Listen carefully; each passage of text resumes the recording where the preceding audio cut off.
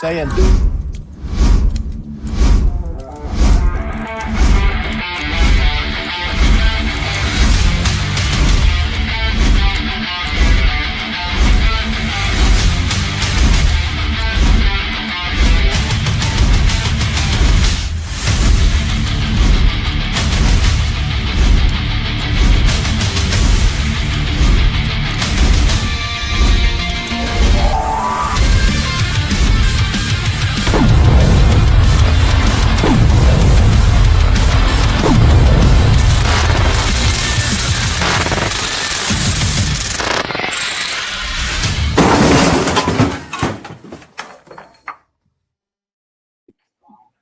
And welcome back to another episode of 30 Minutes of Comic Book Chaos. Chaos.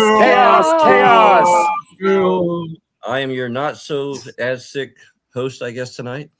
As you have been. Yeah, it's been a rough week. I guess we'll start with you, Stephen, if you want to go ahead and give us the rundown here. Okay, I'm Stephen Butler. I am a 37-year comic book veteran, worked for Marvel, DC, Dark Horse, Archie, currently working for Archie, Brian Polito, doing a lot of stuff for him. But we do our own stuff with my daughter, Lily, who's also here. We are Duo Publishing. So that's who I am. Well, that's a good segue. Lily? Hi, my name is Lily. I am Stephen's daughter. I am relatively new to the comic industry. We're 5 years in. Yeah. Newer compared to you. Yeah. But a bigger percentage of your life than his. Yes, absolutely. All right, Tommy. Thomas Flormonte Jr. Been doing comics since the early 90s. Not as long as Stephen, but a few years shy of Stephen. Do my own Kids Hero stuff at Inferno Studios, and that also co-own the largest comic book printing company in the world. World.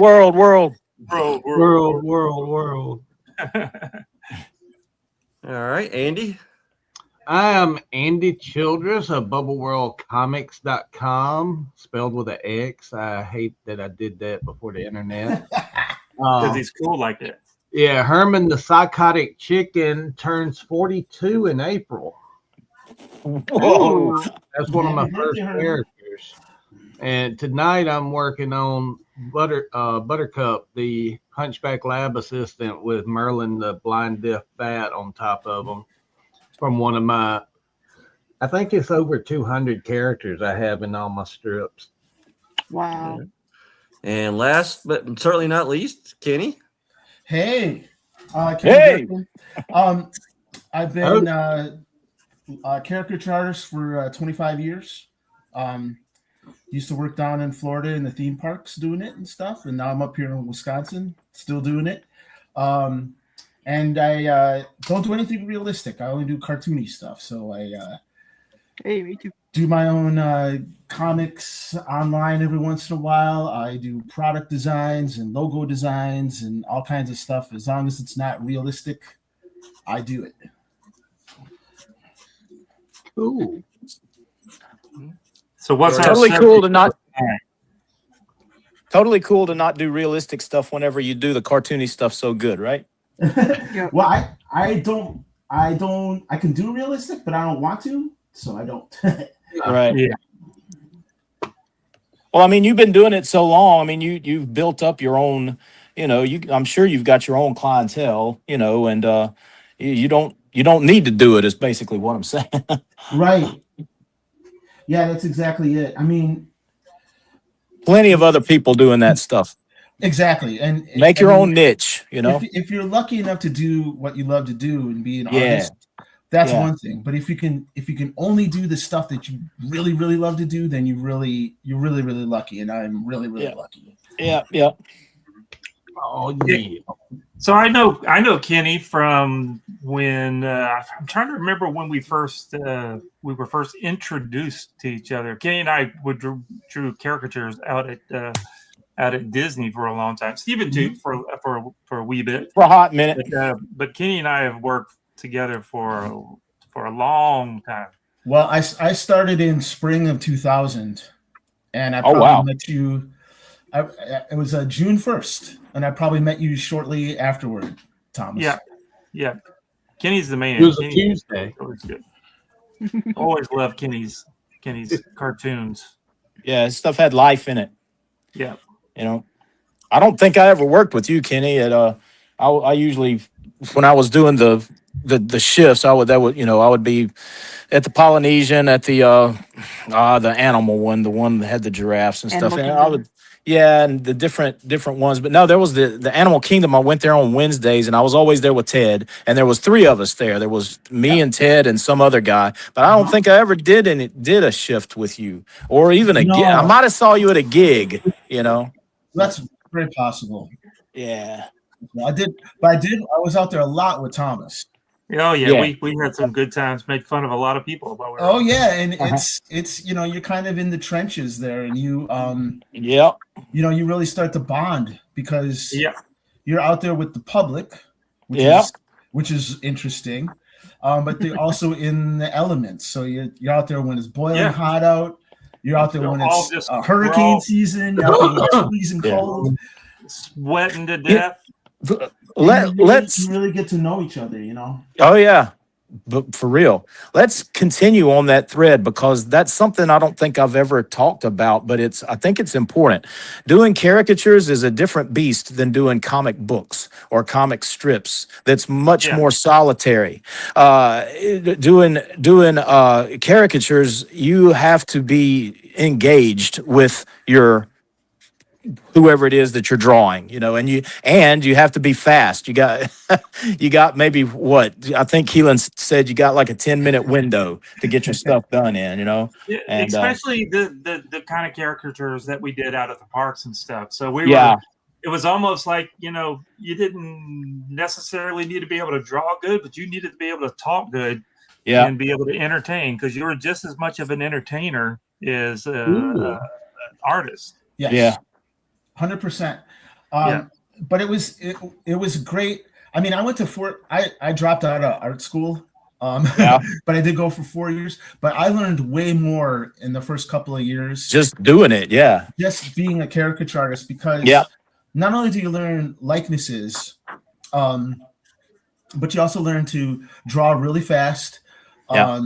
Your compositions get better because you're doing mostly bodies as well as faces. Your line work gets better. Your coloring gets better.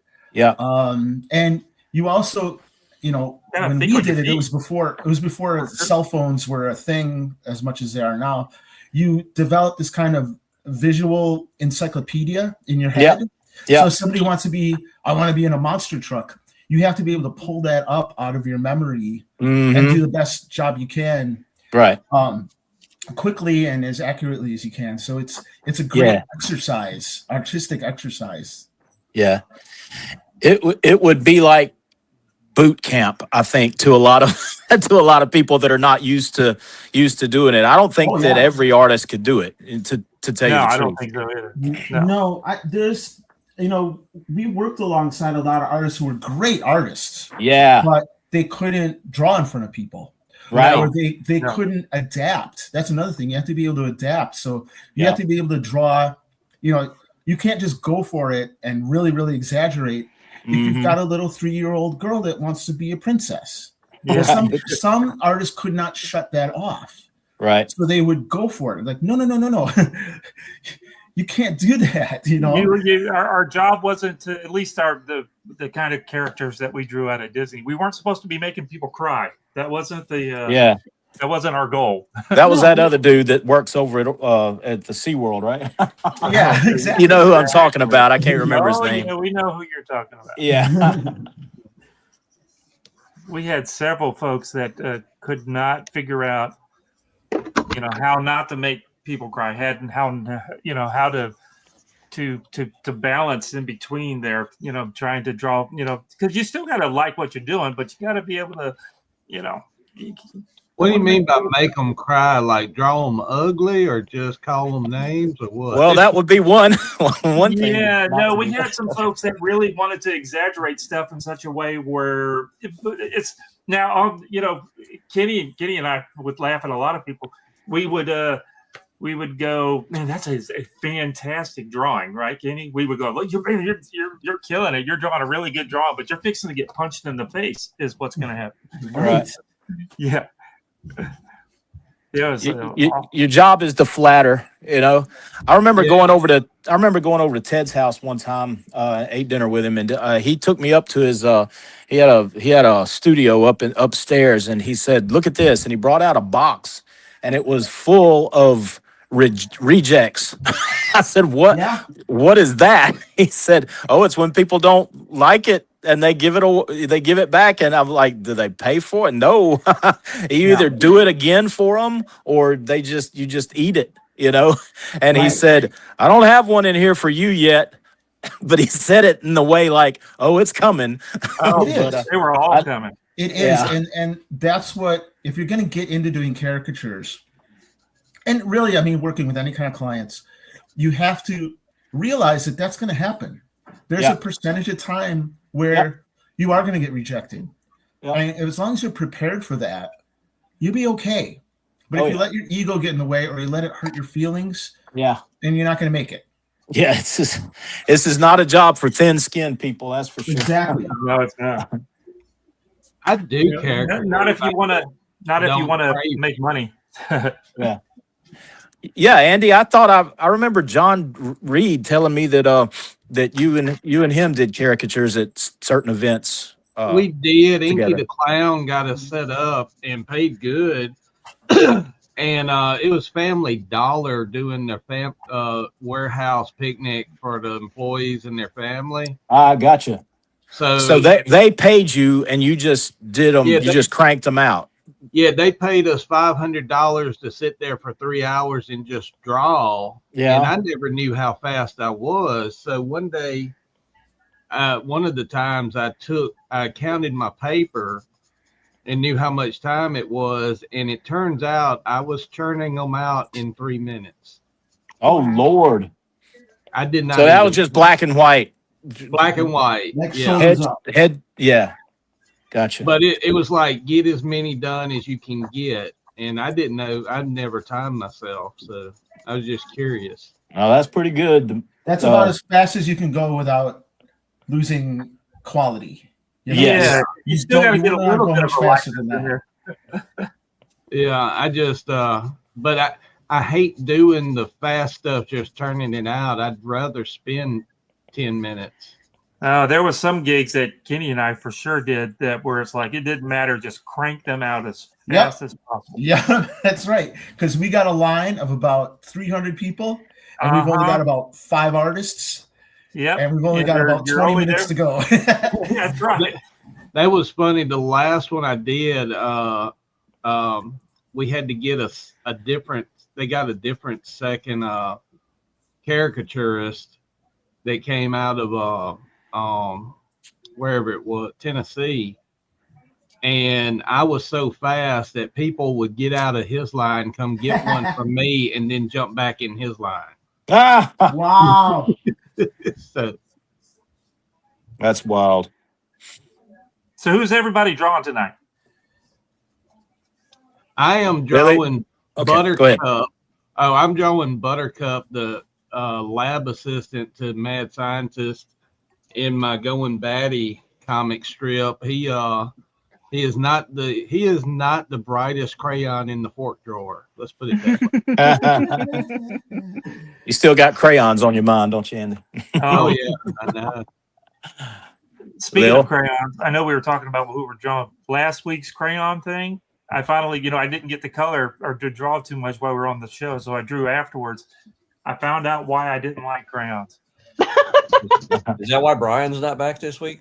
Oh, I think we killed Brian. Yeah. Yeah, Oh my he drew gosh. he drew the naked Frazetta Barbarian guy. It was not naked. He was naked. Who are you doing, Miss Lily? I'm drawing Moomin, who is a Finnish character, a Finnish comic strip by author and illustrator Toe Jansen. This is like Finland's Mickey Mouse. So he's got like movies and like animation Yes. and stuff, but he with started out as novels a and comic strips, And then Okay. there's cartoons, there's movies, it's like merchandise. What It's is huge. he? I mean, is he He's just a thing, he's a a troll. creature, He's a He's a- troll. a troll? troll. His name is Moomin Troll. Yeah. Okay. All right. Mm. So they Are you got sure? cute trolls in Finland, all right? Yeah. At least in this author's mind. Yeah. But I really like him. They didn't want to insult the trolls. I'm not gonna You know. lie, I didn't even know what it was until we started getting the little golden books into the shop. Love it. Have you been getting them? Yeah, we've been getting little golden. Scott little Scott golden books. carries a love it. lot of golden books. They're awesome. Love it. Scott is a golden book. What are you doing, Daddy? I am drawing a character called Alley-Oop. He's a caveman. Awesome character from I guess he goes way back to like the 1930s, I guess. Created by a guy named V.T. Hamlin, but I don't know if a lot of people even know who he is anymore. Whenever I was little, and I think this was something that a lot of people did, I would cut up these are strips from the paper from like 1980 that I would cut up and collect. I didn't do it. There's some people that have like extensive collections of this, but I just got them stuck here in these books that I have. But yeah, it was real funny. He had a pet dinosaur named Denny. Let's see, where's Denny? Yeah, there's Denny right there. And there was even a song, I think, about it back in the 50s. So anyway, I love Alley-Oop, but he's kind of one of those, like a lot of the comic strip characters that have just kind of fallen through the cracks of history. You know, not a whole lot of people know about him anymore. Not a whole lot of people know about comic strips beyond Peanuts, maybe, you know, and Garfield, whatever. Probably Yeah, right. But at one time, it was the richest, most prestigious form of cheap entertainment out there. Well, sure, because I mean, most cities had 2 newspapers. Yeah, in them, you know, right. And so there were comic strip artists who were super rich. Oh had yeah, mansions and everything. yeah. What's his name? A Lil Abner guy. Cap. Al Cap. Yeah, he comes to mind. Not the nicest guy in the world, but no. And Walt Kelly that did Pogo, Yes. a direct precursor to Jeff Smith's Bone. Yeah, absolutely. Huh. You didn't know that? No. You know, Pogo the Possum Yeah. was Walt Kelly's strip. And that was straight up Jeff Smith's favorite. I So, love Jeff Smith. yeah. Next time you come in, I showed your dad last time. I got a bunch of old back issues of Pogo. Oh, I'd love Yeah. to see that. It's awesome. What are you doing, Tommy?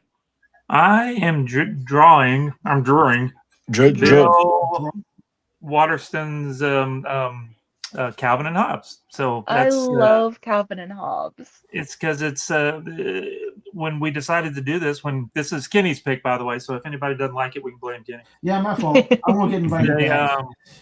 I had to pick the one that closely resembles my my Zomboy stuff. So that because it's that same imaginary world when the kids Mhm. stuff. So Perfect. it worked out perfect for me. I tried to do it more of my Kid Hero cartoony look, and I just kept coming back to just drawing where it looks like regular Calvin and Hobbes. So I'm doing Calvin and Hobbes. The body proportions are similar, and the head shape and everything. Right. Yeah. Now I'm surprised Stephen didn't do Mikey McBean. Yeah.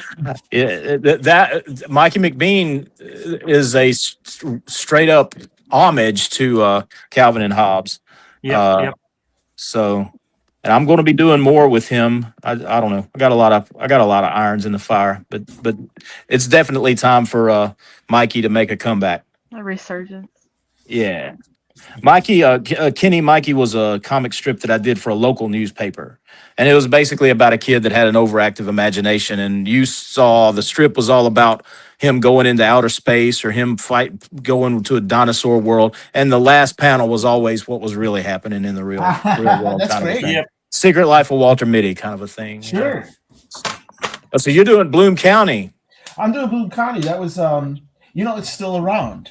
Oh, I did not know that. Yeah, he brought it back, and I think he does it for free on his social stuff. But then if you're on his Patreon, you get to see some of his other stuff too. I always loved Bloom County, and so I'm drawing him as Han Solo and Chewbacca. Oh, cool. That's cool. Fun. Yeah, Tommy told us that you like mashups like that. I love mashups. Yeah, Kenny's the mashup king. I am now doing Major Evil with this porta potty time machine. Porta potty time machine.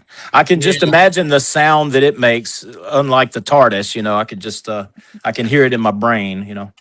Tiny nicknamed it the Turdus. The TARDIS. That's only if the police box is brown. Perfect. That's wild. Captain Geezer is the Space Time Patrol comic strip. Steven, do you remember doing an April Fool's comic strip for me of my Space Rednecks? That time? Yeah, I still got it. It was like it had something about they were on a planet or an asteroid or something, and they were climbing up, and they said, "Hey, I heard that they had some hot chicks on this planet," and the last panel was this giant chicken that was on fire. That was, tweet kind of a thing. Yeah. Hey, Scott, do you want me to read some of the comments that are coming out? Yeah, I want to, but if I don't, I might start coughing. So Yeah, I know. Do we have a lot? I haven't There's, seen. there's a few. So let me click on them here real quick.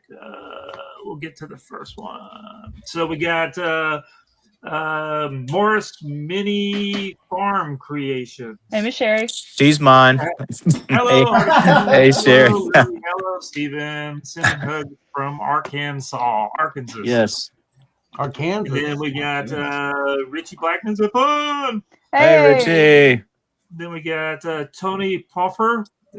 That's Tony. Yeah. Hey, Tony. A different number on the back end from last week that says, "Hey, Stephen and Lily." Why is people just tuning into you guys? The rest of us are here too. All right, I'm gonna leave. People, Because I'm the Richie, pretty. I guess it's Richie Blackman.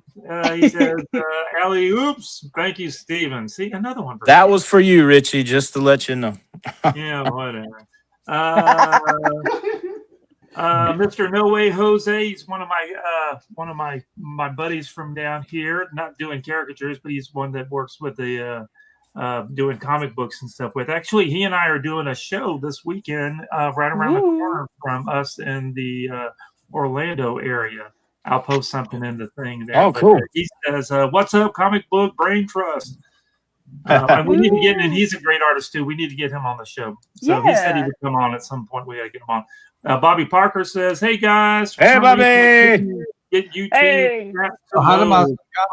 But I've been fun, so he's coming in through Facebook. So then I always pronounce his name wrong. Rafe. That's Rafe. Rafe White. Yeah. Okay, well, that's why I would have pronounced it. White. Yeah. White. You probably know him. He Andy, comes to all the shows. Andy, so nobody's on here for me or Kenny. Actually, he's French. It's Rafe. Rafe White says, "I didn't realize how much Alley Oop looked like Spear from Primal." Yes. Well, now you know where he got the influence from. Rafe says, "Brian ate his crayons." That's right. Brian couldn't make it tonight. We're sorry. He was feeling a little under. He's a little waxed out, right? A little crazy. Stop. He can tell the story next time if he wants to tell it. Yeah. Rafe said, "Scott is back from his Disney already." Yes, he is. Scott, are you back? I'm back. He's back for the cold. He's back for For better. the most or worse. part. Richie also says, "Alley Oop influenced me to become an illustrator." We got to get Richie on here too. He can come on here for sure. Yep. Rafe says, "Surprise, nobody did Bone." Well, somebody kind of did the Bone lookalike guy. Well, Bone wasn't a comic strip, was it? No, It was No, a that's comic true. book. This is supposed to just be comic strip. So yeah, there you go. Rafael, we don't do non-comic strips on comic strip night. Richie Blackman says, thank you. Going down the list real quick here. Mr. No Way Jose says hi again. Hi. So No hi. way, Jose. Yeah. Well, We'll be, like I said, we'll be at the show next. We'll look at my Facebook page and you can see where we're going to be. It's in right off of Highway 50, which is Colonial here in Orlando, right down the street. Claude Parrish. Do we know who Claude Parrish is? I know Claude Yeah. well. You know You would know him Claude? too if you saw him. So he's probably writing to you again. He says these people whose boots I'm not fit to lick. Oh, come on. Claude needs to be on here as well. He's a great artist. really? Well, you can lick our boots whenever you want. You're fit to lick Ah, This is for me. Bobby says he's here for me. Thank you, Mr. Bobby. We'll see you at CryptoCon. We owe you some drawings. You'll pay him there. Yeah. We'll pay you. We'll pay you back in drawings. Oh, we got to take our drawings to him, right? Yes, make sure we bring him. Make sure y'all Yeah. bring him. We'll make sure Brian brings his along with him. See you guys soon, says Ralphie. Rafael. All right, that was all the ones so far. If any more pop up in there, but we need it before we get too far. I want to, Kenny, tell us about you opened up a new shop because you're doing a Muppet type. Are we calling them Muppets? I did. I opened it up just yesterday. I wanted to have kind of an online place where people can get some of my stuff. And one of the things that I've been doing recently is sculpting things in 3D, like on Nomad Sculpt, which is a great program. And then 3D printing it. I got a 3D printer. I went down that rabbit hole. And so I've been selling my sculpts on it. It's only been open for about a little over a day right now. And it's doing gangbusters. What's that? You've been killing it. It's been great. I'm going to have to get another printer. I guess I'm not going to be able to keep up, which is great news. News. So good problem the to stuff have. I'm doing right now is just kind of Muppety stuff because that's kind of one of the things I'm into. But I'll have other stuff up there as well eventually. And what's the link to that? What is it? The easiest way to do it to remember it is to just go to kennydurkin.com. And then you can go to my store, and there'll be a link through the store. Cool. Awesome. So, Lily, where can we find more of you if we're looking for you? Find me. I'm Lily Butler on Facebook, and I'm Flowering Lily on TikTok and Instagram. And are you going to be at PensaCon coming up in a couple Yes, weeks? I will be at PensaCon, and then I don't believe it. I don't believe it. I will be He'll be there. raking in the dough. Maybe somebody else need to get back on. No, get don't on be here taking- too. Dave don't be Baines taking- joined in. Do what? Dave Baines joined in. He's somebody else we need to get on here. Yeah, he wants to Ooh, come on. He wants yeah. to be part of this. So yeah, we need to get him. There, Dave.